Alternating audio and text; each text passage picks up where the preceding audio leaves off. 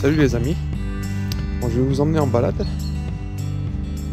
sur mon parcours de rando. Donc je vais vous montrer un peu les plantes sauvages comestibles qu'il peut y avoir. Ici on a du magnifique lamier blanc.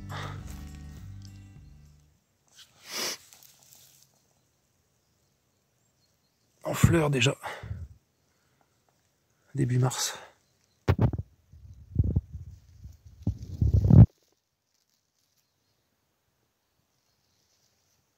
Super bon dans les salades, en infusion. Il y a aussi de la violette.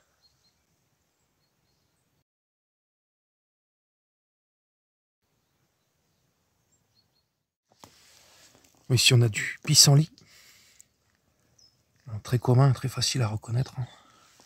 Les feuilles sont vraiment très dentées. C'est vraiment caractéristique du pissenlit. Donc très bon en salade, etc. La racine aussi se consomme. Et bien sûr les fleurs aussi. Très bon.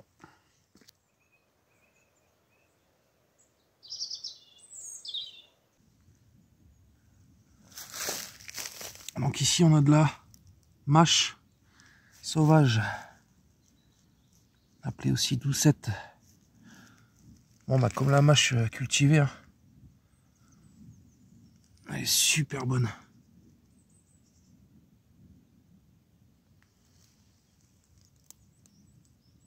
C'est une de mes plantes préférées avec les lamiers et la lierre et l'ail des ours, bien évidemment, en salade. En parlant du lamier, on en a ici, le lamier pourpre.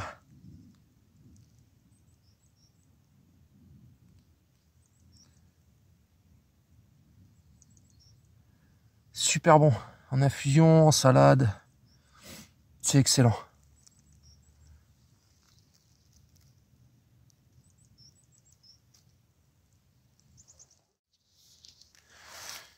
Ici on a de la prime vert officinale. Elle n'est pas en fleurs pour l'instant. Petite feuille se mange en salade également. Bon, ici elle est en fleurs.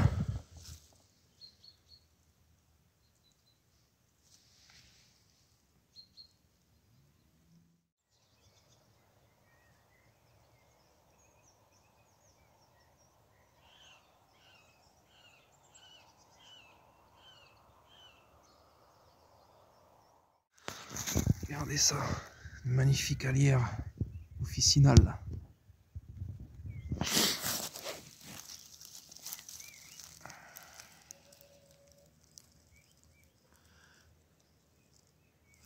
Plante au goût d'ail. On peut la confondre avec le lierre terrestre, qui a un goût plutôt forestier mentholé. Mais les dents sont un peu plus arrondies, hein. Les bords sont un peu plus arrondis quoi, sur le lierre terrestre. Ici, on a de la laitue vireuse. Encore un peu gelée. Comme vous pouvez le voir ici en Auvergne, c'est encore un peu gelé. On est le 3 mars aujourd'hui. Donc la laitue vireuse. Donc il faut faire attention parce que elle est sédative. Il y en a qui l'utilisent en substitution du cannabis. Donc ça, quelques petites feuilles dans les salades, mais pas plus quoi. Ici, il y en a plein partout.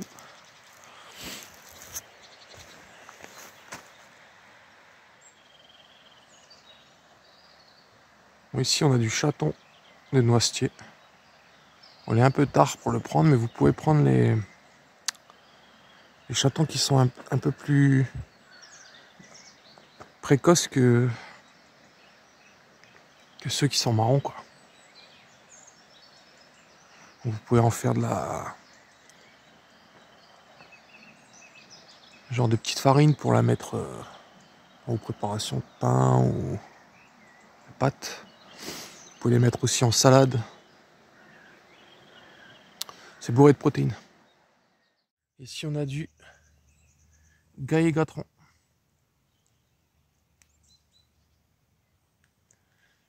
Donc le Gaëgatron, pareil dans les salades, hein. Super bon. Généralement on prend les petites pousses du dessus, mais après moi je prends les 2 étages. C'est super bon. Là on a de l'oseille sauvage, un peu plus grand, un peu plus développé.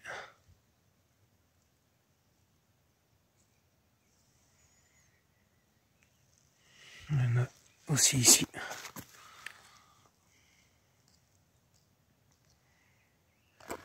Donc, je viens de vous montrer l'oseille. Donc il ne faut pas la confondre avec cette plante ici. Donc cette plante, qui a la même caractéristique avec les oreilles ici, pointues, c'est que c'est l'arum. Et cette plante-là, elle est toxique.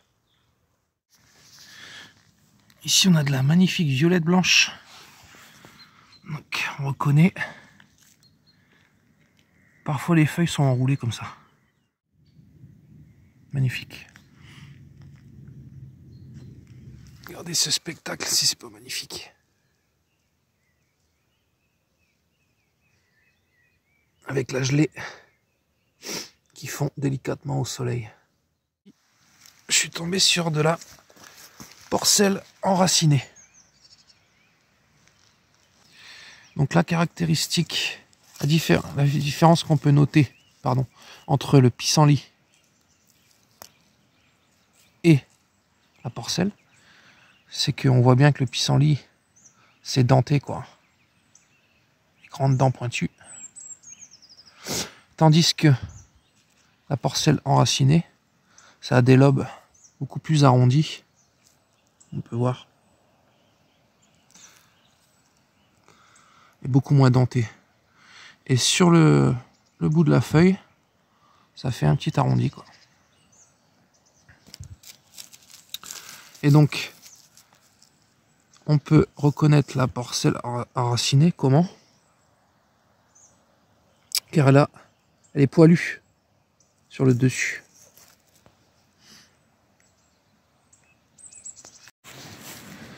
Ici on a du plantain, plante très commune également. On peut la reconnaître avec ses lignes horizontales sur les feuilles. Avec leurs pousses délicieuses au goût de cèpe, fameux goût de cèpe. Super bon. On a aussi ici, avec de l'amier pourpre. Ici on a de la menthe. Facile à reconnaître, la menthe pousse dans les endroits assez humides.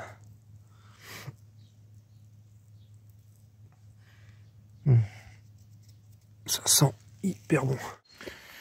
Ici, on a de la fraise des bois avec les fleurs qui commencent à sortir. Moi, ils sont vraiment tout petites pour l'instant. Donc la fraise des bois, vous connaissez tous. Hein. Les feuilles, on peut les faire sécher, les faire en infusion. Ça a le goût un peu le goût du thé, quoi. C'est très bon.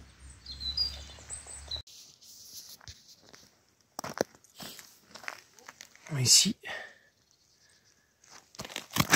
on a de la ciboulette sauvage, qu'on appelle aussi l'ail des vignes.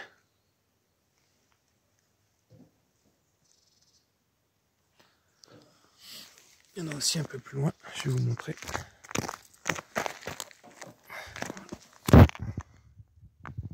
Ciboulette sauvage, délicieux. On a aussi ici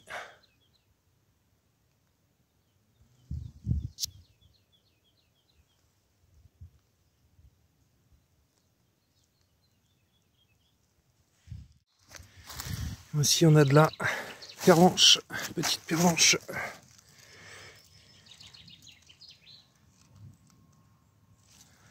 Plante de la mémoire.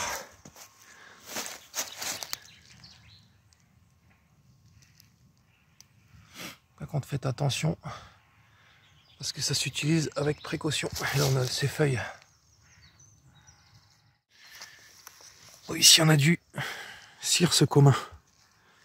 Bon là ça pique, hein. Faut mettre les gants. Mais ça se mange cru ou cuit. Mixé dans les potages, etc. Ici on a le rumex.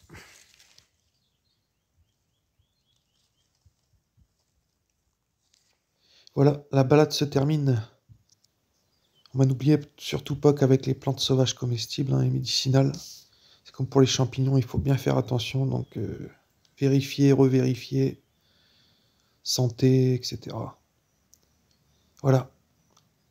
Allez, je vous fais de gros bisous, les amis. À plus tard.